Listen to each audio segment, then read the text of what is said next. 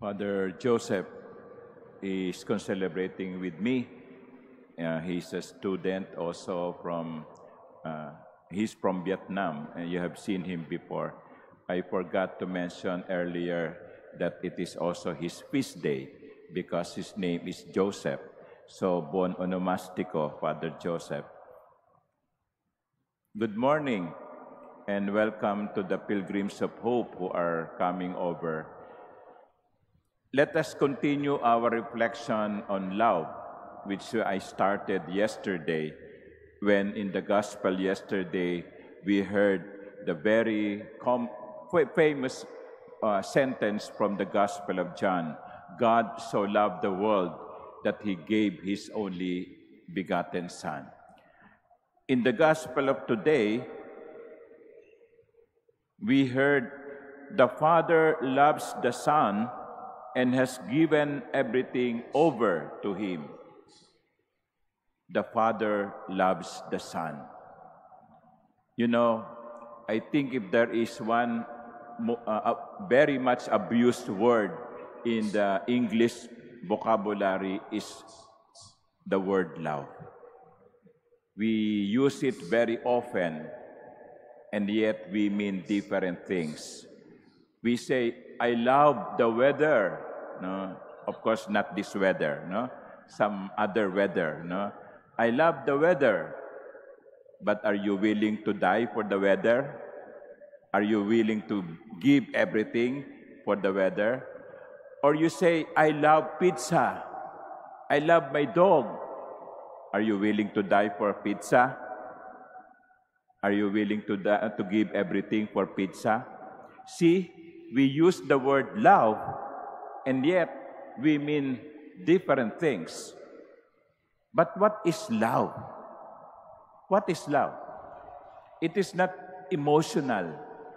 It is not something that you feel today and you may not feel tomorrow, or you did not feel yesterday. It's not passing. Love is everlasting. And here in the sentence in the Gospel of John, when he said, the Father loves the Son, that love is giving. I said yesterday, you can give without love, but you cannot love without giving. Pwede kang umibig, pwede kang magbigay ng walang pag-ibig, pero hindi ka pwedeng umibig nang hindi ka handang magbigay. At iyan ang ipinakitang pag-ibig ng Ama sa Anak. God loves the Son and has given everything over to Him. I also said yesterday, when we give out of love, we give the best gift. Diba? Pag mahal mo ang isang tao, ibinibigay mo ang pinakamainam. Kapag mahal mo ang isang tao, ibinibigay mo ang pinakamahal. Kaya kapag sa mga mag-asawa na narito, kapag yung binibigay sa inyo ng asawa ninyo ay hindi mainam, may magduda na kayo, baka meron ng ibang mahal yan. No? Biro lang. No? Pero really, when we give everything and we give to the one we love, isn't it that we give the best? Kayo nga no? Mag-o-offer lang kayo sa pare, pipiliin niyo pa yung pinakamatamis na mangga, yung pinakamagandang saging, no? Why? Ibigay natin kay Father ang pinakamasarap. That is love. That is giving. And the Father gave to the Son everything because He loves the Son completely. Yung pa nga, divine love is total. I know, as human beings, we cannot love totally, no? But the love of the divine is 100% loving. Ngayon, you may ask, if the Father gave everything to the Son, So, nothing is left of the Father. Ibinigay na ng Ama ang lahat sa anak.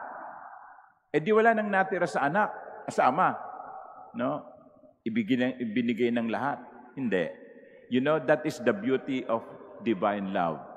You can give everything and you keep everything. It's just like when you are lighting the candle of another. So, Miha, you hold candles. Yours is lighted. When you light the candle of the other, you give him light, but you retain your light. Di ba? Pag nagsindi ka naman ng kandila ng iba, hindi naman nawawala yung liwanag mo eh. Kasi ganon ang nature ng pagbibigay. Hindi ka nauubusan.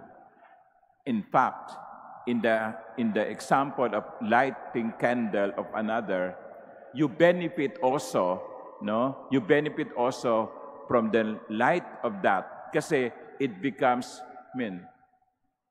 brighter. The surroundings becomes brighter. Kaya yung liwanag ng kandilang ipinasa mo, nakikinabang ka din. Ganun ang pag-ibig eh. Pag umiibig ka, nakikinabang ka din sa bunga ng pagmamahal. Sana, ganun tayong lahat. Nagmamahal at nagbibigay. Sapagkat kung ang lahat ay nagmamahal at handang magbigay, ay napakaganda ng mundo. Napakaganda ng mga pamilya natin. Napakaganda ng ating mga samahan.